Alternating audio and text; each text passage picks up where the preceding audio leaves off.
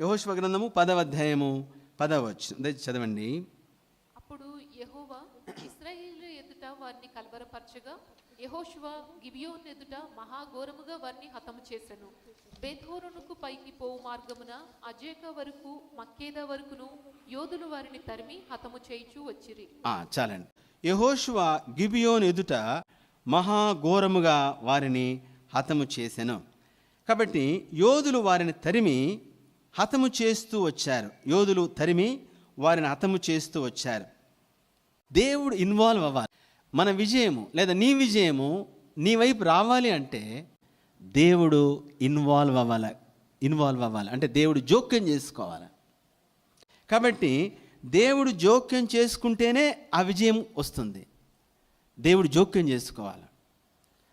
చూడండి, దేవుడు జోక్యం ఎలా దేవుడు ఇన్వాల్వ్ అవుతాడు లేదా ఎప్పుడు దేవుడు ఇన్వాల్వ్ అవుతాడు అంటే చూడండి, ఇక్కడ రాయబడింది, యెహోషువ గిబియోను ఎదుట మహాఘోరముగా వారిని హతము చేశాను. మహాఘోరముగా వారిని హతము చేశాను అంటే యెహోషువ ఆ విధంగా శక్తితో బలముతో లేదా మహాఘోరముగా అంటే తీవ్రముగా తనకున్న శక్తి అంతటితో యోధులు యుద్ధం చేశారు. ఆ శక్తి అంతటితో వాళ్ళు పోరాడారు. శక్తి అంతటితో ఆ విధంగా శత్రువును హతము చేస్తూ వచ్చారు. సోదరుడ సహోదరి, దేవుడు ఎప్పుడు ఇన్వాల్వ్ అవుతాడు అంటే నీ పూర్తి శక్తి లేదా నీ పూర్తి సామర్థ్యముతో పోరాటం చేస్తూ ఉండగా నీ సామర్థ్యము తగ్గుచూ ఉన్నప్పుడు లేదా ఇక నీ సామర్థ్యం అయిపోయింది, ఇక నా సామర్థ్యం ఆగిపోతుంది అనిపించే స్థితి వచ్చేంత వరకు మనం పోరాడాలి. మనము ఆ విధంగా తీవ్రతతో ఆ పని చేయాలి. అంటే మన శక్తి అంతటితో మనం చేయాలి. ఎక్కడ దాకా ఇక నా శక్తి అయిపోతుంది అన్నంత వరకు. ఎప్పుడైతే నీ శక్తి అయిపోయింది లేదా అయిపోతుంది అనే పరిస్థితి వచ్చిందో అప్పుడు ఆయన ఇన్వాల్వ్మెంట్ జరుగుతుంది. లేదా నీ శక్తి డ్రై అయిపోయినప్పుడు లేదా నువ్వు శక్తిహీనుడు అయిపోయినప్పుడు, బలహీనుడు అయిపోయినప్పుడు, నువ్వు పోరాడి అలసిపోయినప్పుడు ఇక నాలో ఏమీ లేదు, అణువణువున నేను పోరాడాను, నా శక్తి అంతటితో పోరాడాను, నా అణువణువు ఆ విధంగా అది అలసిపోయి ఉంది అన్నప్పుడు దేవుడు ఇన్వాల్వ్మెంట్ జరుగుతుంది. అర్థమైంది ఈ మాట మీకు? అంటే నీ పూర్తి సామర్థ్యం పనిచేస్తే, పూర్తి సామర్థ్యం, పూర్తి శక్తి మొత్తం వేయపరిచినప్పుడు, అది అయిపోతున్నప్పుడు అప్పుడు డివైన్ ఇన్వాల్వ్మెంట్ జరుగుతుంది.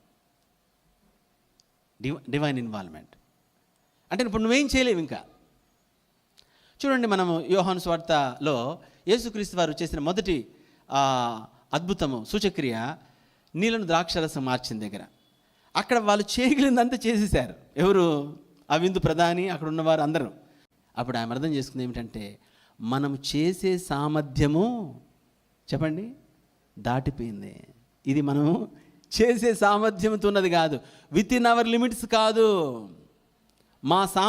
మన సామర్థ్యము మా శక్తికి మించింది. అంటే ఇది మా పరిధి దాటిపోయింది. ఇక మేము చేయాలంత చేసాం, ఇప్పుడు మేము చేయలేం. అప్పుడు యేసుక్రీస్తు వారి తల్లి ఆ శిష్యులతో లేదా వాళ్ళ పని వాళ్ళతో చెప్పిన మాట, ఆయన దగ్గరికి వెళ్ళి ఆయన మీతో చెప్పున్నది అంటే ఇక మేము చేసేది ఏమీ లేదు కాబట్టి మొత్తం అయిపోయింది.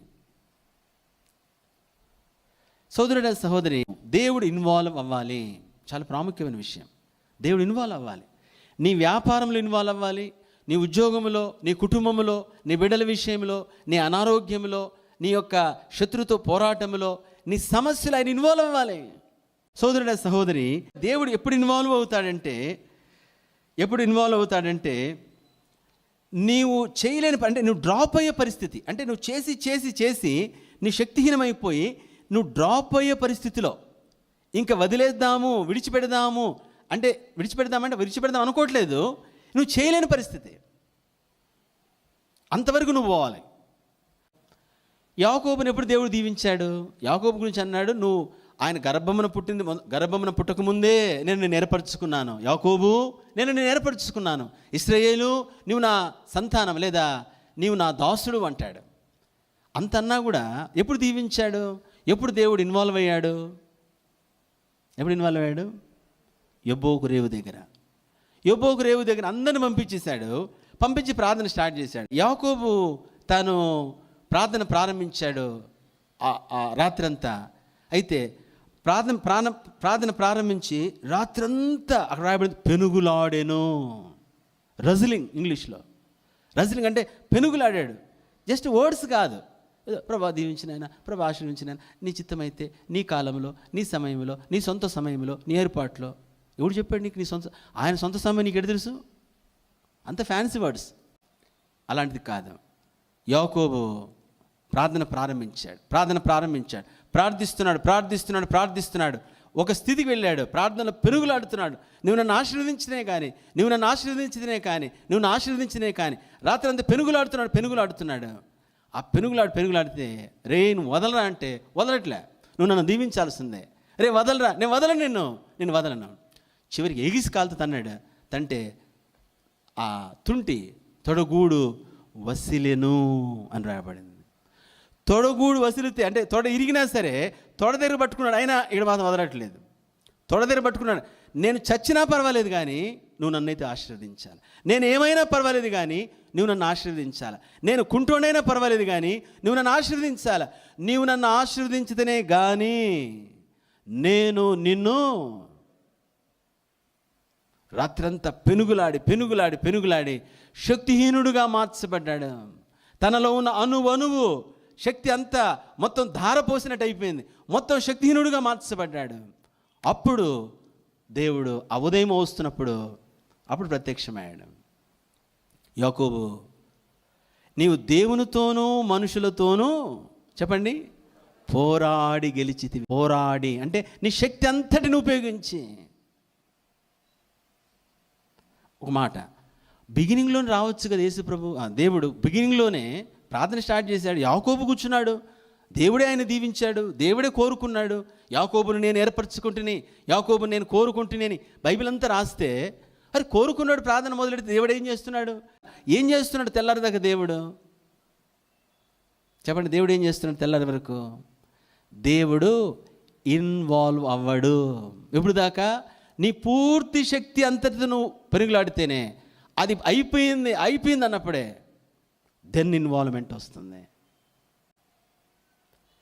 కాబట్టి దేవుడు ఎప్పుడు ఇన్వాల్వ్ అవుతాడంటే, దేవుని బిడ్డ నీ శక్తి, నీ సామర్థ్యం, నీలో ఉన్నది అంతా కూడా పూర్తిగా అయినాక తెల్లవారుజామున అంటే రాత్రంతా అన్ని గంటలు రాత్రంతా ఏం ప్రార్థన చేశాడు? ఎందుకని హింసిస్తున్నాడు దేవుడు అంటే?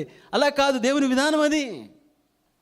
కాబట్టి నీ విజయము దిగి వస్తూ ఉంది. ఎప్పుడు వస్తుంది?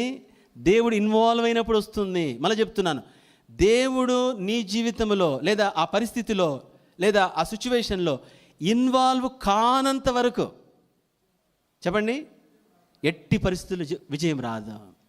బైబిల్ కంటది పెట్టినంత మాత్రాన్ని కూడా జవాబు రాదు. యాకోబు ఎన్ని రెఫరెన్స్లు కొట్టాడు అక్కడ? మీరు చెప్పండి. యాకోబు ఎన్ని రెఫరెన్స్లు అక్కడ ఉపయోగించాడు? ఏ రెఫరెన్స్లు అక్కడ ఉపయోగించాడు? కాబట్టి దేవుడు ఇన్వాల్వ్ అయ్యే విధానము ఆ విధంగా ఇన్వాల్వ్ అవుతాడు. దేవుడు ఇన్వాల్వ్ అయితేనే, దేవుడు కలుగు చేసుకుంటేనే నేనైనా మీరైనా ఎవరైనా సరే దాంట్లో మన విజయం చూడగలం, లేదా జవాబును చూడగలం. ఆయన ఇన్వాల్వ్ అయ్యాడా, మన జవాబు మన వైపు వస్తూ ఉంది, మన వైపు దిగి వస్తుంది. సోదరుడ సహోదరి, దేవుడు ఇన్వాల్వ్మెంట్ అవుతున్నాడా మనం గమనించాలి. అయితే మన శక్తి అంత డ్రై అయిపోయినప్పుడు అప్పుడేమవుతుందంటే మన శక్తి డ్రై అయిపోయినది, మన శక్తి డ్రాప్ అయిపోయినప్పుడు, మనం డ్రాప్ అయిపోయినప్పుడు, మన శక్తి అంతా అయిపోయినప్పుడు ఆ స్థానంలో ఇప్పుడు ఆయన శక్తి ఇన్వాల్వ్ అవుతుంది. మన యొక్క బలం అంతా అయిపోయినప్పుడు ఆ స్థానంలో దైవ బలం ఇన్వాల్వ్ అవుతుంది, లేదా దైవ బలము దిగుతుంది, దైవ శక్తి దిగుతుంది, దైవ కార్యం అనేది ప్రారంభించడం చూస్తాం. సోదరుడ సహోదరి, ఆయన ఇన్వాల్వ్ అవ్వాలి. ఎప్పుడు? మన పూర్తి శక్తితో మనం పని చేయాలి. పూర్తి శక్తితో. నువ్వు ప్రార్థన చేస్తున్నావా? ఊరికి నామకార్థంగా ప్రార్థన చేయబాకు, జీవితాంతరం చేసిన అవ్వదు, నేను చెప్తున్నాను సోదరుడ సహోదరి. కాబట్టి మనం ఆ స్థితికి చేరడానికి కొద్ది సర్టన్ టైం పడుతుంది, కొంతకాలం పడుతుంది. ఎంత ప్రార్థన వీరుడైనా సరే సమయం పడుతుంది. కొంత ఎనర్జీ అంటే తీవ్రమైన ఎనర్జీ మనం ఉపయోగించాల్సి వస్తుంది. తీవ్రమైన తీవ్రతలో వెళ్ళాల్సి వస్తుంది. అయితే కొంత టైం తర్వాత వెళ్ళిన తర్వాత అక్కడ ఎక్కువ టైం పట్టదు, ఇంకా పొందుకుంటా. కాబట్టి మన పూర్తి శక్తితో ప్రార్థించాలా, పూర్తి సామర్థ్యంతో ఆ పని చేయాలా, పూర్తి సామర్థ్యంతో మనం పోరాడాలి. కాబట్టి ఆ పూర్తి దాంతో మనం ఎప్పుడైతే ప్రార్థిస్తామో, పెనుగులాడతామో, లేదా మన శక్తిహీన ఇంతవరకు పోరాడతామో, అప్పుడు ఆయన ఇన్వాల్వ్మెంట్ అవుతుంది. అప్పుడు మన విజయం మన వైపు వస్తుంది.